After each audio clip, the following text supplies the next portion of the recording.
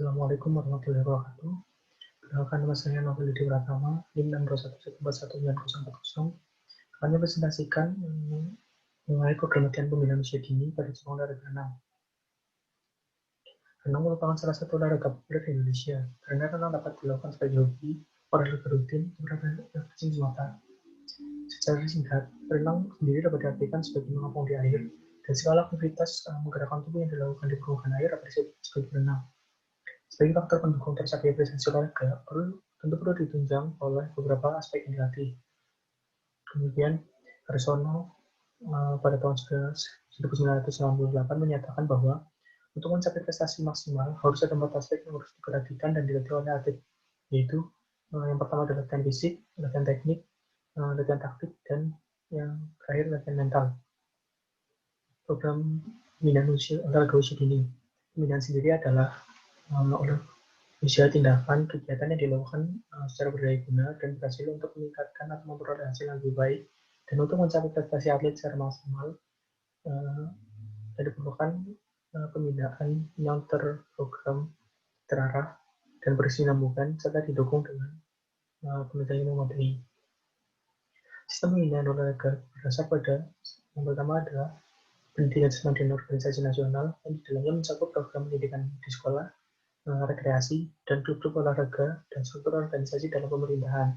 Dan yang kedua, merupakan sistem latihan olahraga. Selama ini, pembinaan olahraga di Indonesia itu berorientasi pada peningkatan kesegaran dan kebugaran jasmani saja. Di sekolah-sekolah, misalnya olahraga itu hanya terfokus pada pendidikan jasmani dan belum sepenuhnya mengupayakan program ekstrakurikuler sebagai wadah untuk melakukan pembinaan olahraga secara optimal. Dan di masyarakat pun juga demikian, olahraga itu masih terkesan sebagai kegiatan rekreasi atau mengisi waktu senggang. Belum ada pemikiran serius kepada olahraga sebagai profesi yang dipupuk melalui pembinaan olahraga sejak usia dini secara terpadu. Salah satu faktor yang mempengaruhi perkembangan dan peningkatan prestasi olahraga adalah sistem pembinaan olahraga. Tentunya pembinaan yang dibarengi sikap, disiplin, dan komitmen tinggi. Apabila sistem pembinaan yang dilaksanakan berjalan dengan baik, maka pengembangan olahraganya juga akan lebih baik. Usia dini merupakan usia di mana seseorang masih sangat mudah untuk dibentuk baik secara fisik, mental, maupun psikologinya. Periode usia dini adalah periode umur anak sekitar 0-8 tahun. Periode umur ini teramat penting, namun sekaligus juga teramat berpengaruh dalam perkembangan dan perkembangan fisik serta psikologis anak. Apabila dalam masa kritis anak tidak memperoleh rangsangan dan latihan yang tepat untuk pertumbuhan dan perkembangan potensi fisik serta kepribadiannya, maka kita akan kehilangan kesempatan emas baginya untuk berkembang secara optimal. Kemudian pembinaan yang pertama yaitu pemasalan. Pemasalan sendiri secara khusus merupakan suatu upaya untuk menanamkan dasar-dasar keterampilan gerak dalam usaha mencari bibit tertib yang berbakat dengan kondisi fisik dan mental yang sehat dan kuat untuk dikembangkan dalam mencapai prestasi yang tinggi. Pada pembahasan kali ini, mengikuti metode yang digunakan untuk menulis seleksi alamiah yaitu gerakan secara natural atau alamiah, sehingga anak-anak usia dini berkembang kemudian menjadi atlet. Walaupun metode ini tergolong tidak efektif untuk membentuk bakal calon atlet yang hebat ataupun berbakat masa depan. Dengan seleksi alamiah ini, anak-anak menekuni olahraga tertentu sebagai akibat dari pengaruh lingkungan, antara lain tradisi olahraga di sekolah, keinginan orang tua, dan pengaruh teman sebagainya. Perkembangan dan kemajuan atlet bisa dibilang sangat lambat karena seleksi alamiah ini untuk cabang olahraga yang layak dan ideal baginya tidak ada, kurang ataupun kurang tepat, dan targetnya itu usia dini rentang usia 2 atau 3-8 tahun yang merupakan salah satu target yang harus dipenuhi dalam mencari potensi olahraga untuk dikembangkan. Dengan dilakukannya penelusuran potensi olahraga sejak usia dini, selain untuk peningkatan prestasi secara umum, lebih spesifiknya adalah untuk dilakukan pemetaan potensi olahraga yang ada di tiap-tiap daerah, sehingga nantinya hal tersebut akan dijadikan pemerintah melalui dinas terkait untuk mengetahui potensi yang berkembang di daerahnya, sehingga pada akhirnya dapat memudahkan pemerintah untuk terus membina dan mengelola olahraga secara lebih efektif dan efisien. Jadi untuk mencapai jenjang prestasi yang diinginkan, itu diperlukan sistem pembibitan yang bagus. Jadi ini yaitu materi tentang pembibitan. Pembibitan olahraga merupakan sebuah tahap penting dalam pembinaan prestasi olahraga yang merupakan fondasi dari bangunan sistem pembinaan prestasi olahraga. Sistem pembinaan prestasi olahraga yang diikuti oleh sistem pembinaan olahraga di Indonesia yaitu mengerucut ke atas, yang paling bawah pembinaan usia dini, di atas spesialisasi, dan kemudian lanjut ke prestasi. Sistem pembibitan yang baik adalah sistem pembibitan yang memberikan fondasi yang kuat untuk menuju ke tahap selanjutnya, yaitu spesialisasi, yang selanjutnya secara berkelanjutan dibina menjadi prestasi tingkat tinggi. Jadi untuk mencapai jenjang prestasi tinggi yang diperlukan, diperlukan sistem pembibitan yang bagus. Tanpa pembibitan yang tersistem dengan baik, maka tahap pencapaian prestasi tidak akan tercapai dengan baik. Kemudian tahap identifikasi bakat itu suatu upaya yang dilakukan secara sistematis yang bertujuan untuk mengidentifikasi potensi seorang sehingga dapat diperkirakan seseorang tersebut akan berhasil dalam proses latihan dan dapat meraih prestasi puncaknya. Tujuan utama pengidentifikasian bakat adalah untuk mengidentifikasi dan memilih calon atlet yang memiliki berbagai kemampuan tertinggi dalam cabang olahraga tertentu. Untuk memprediksi suatu derajat yang tinggi tentang kemungkinan apakah seorang atlet ini akan mampu dan berhasil menyelesaikan latihan junior dalam olahraga yang dipilih agar ia dapat mengukur secara pasti untuk melakukan tahap selanjutnya. Jadi identifikasi yang dilakukan yaitu mengenai pertama tinggi badan, tinggi atau porsi duduk, berat badan, lebar rentang tangan, kemampuan melempar dan menangkap bola tenis, kemampuan berapa jauh melempar bola basket, tinggi loncat vertikal, kelincahan lari, lari cepat jarak 40 meter, multi-stage finish test, untuk memprediksi kapasitas VO2 max.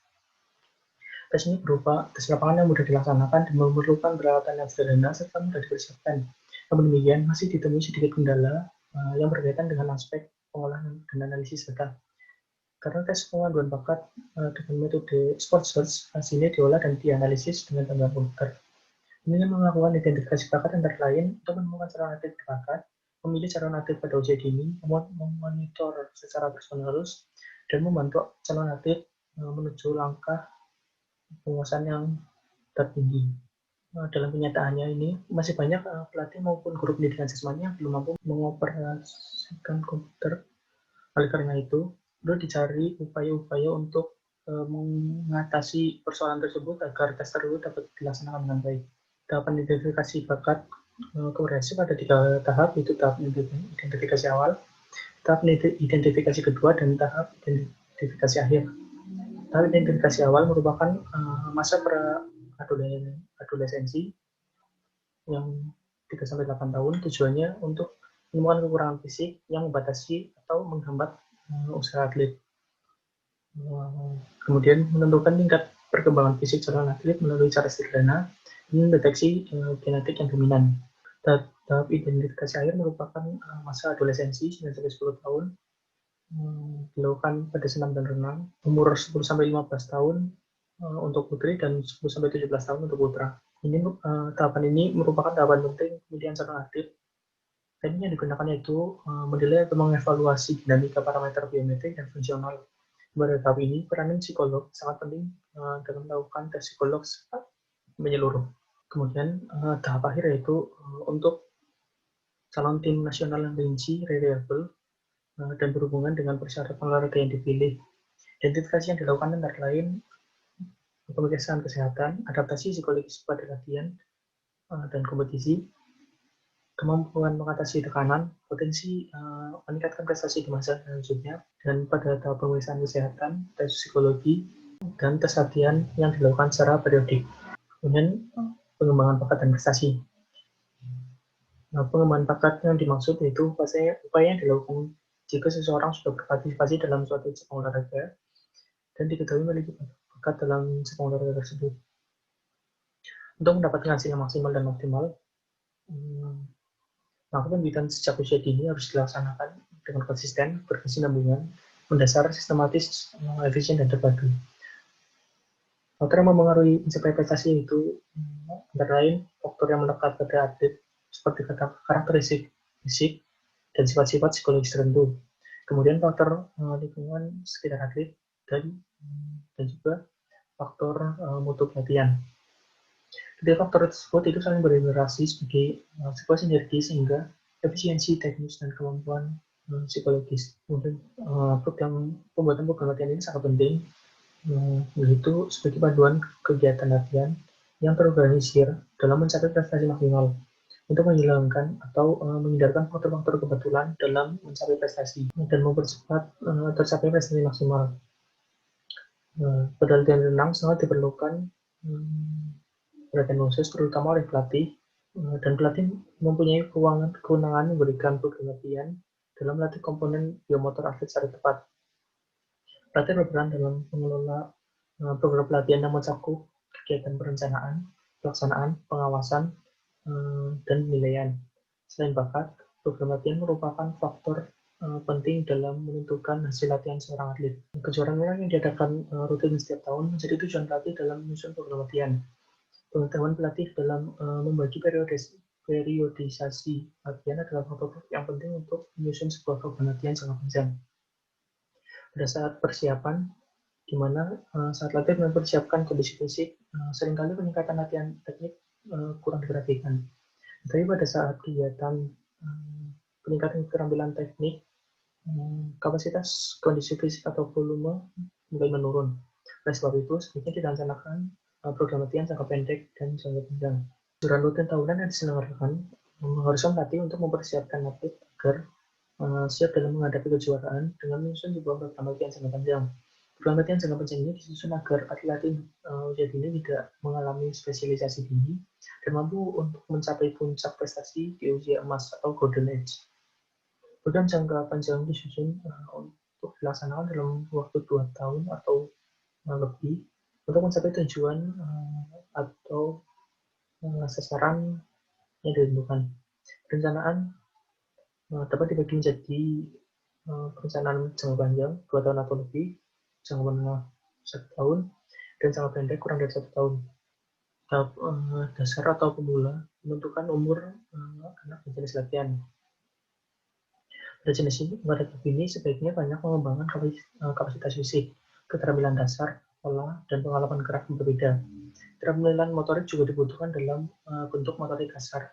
Hal tersebut sangat penting untuk melatih kemampuan konsentrasi, willpower, dan identifikasi olahraga secara efektif. Kemudian tahap menengah atau tahap ini dilaksanakan 2 tahun setelah tahap dasar. Kemudian pada tahap ini ditekankan pada orientasi tujuan, yaitu pengembangan performa.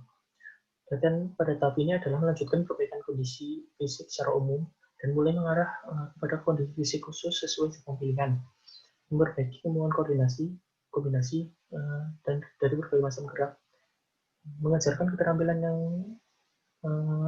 lebih sulit, memberikan pengetahuan teori tentang taktik, dan mulai latihan mengikuti kompetisi. Kemudian yang terakhir yaitu tahap lanjut atau penampilan puncak tujuan dari tahap ini. Tujuan dari tahap ini adalah mencapai prestasi yang setinggi-tingginya dan mempertahankan prestasi tersebut selama mungkin. Pada tahap ini berisikan melanjutkan menguasai keterampilan motorik, yaitu dengan menjaga stabilan prestasi dalam kondisi kompetisi yang berbeda-beda, mengembangkan gaya perorangan, pencapaian kondisi fisik yang paling prima, berbagi pengalaman kompetisi, kebebasan memilih taktik yang fleksibel dalam mengatasi berbagai situasi kompetisi. Kemudian tenaga keolahragaan, istilah dan olahraga dalam Undang-Undang Nomor 3 Tahun 2005 tentang sistem keolahragaan internasional adalah sebagai kegiatan yang sistematis untuk mendorong, membina, serta mengembangkan potensi jasmani, rohani, dan sosial. Menurut UU SKN Nomor 3 Tahun 2005 Pasal 1, tenaga keolahragaan adalah setiap orang yang memiliki kualifikasi dan sertifikat kompetensi dalam bidang olahraga. Terima kasih. Sekian dari saya. Wassalamualaikum warahmatullahi wabarakatuh.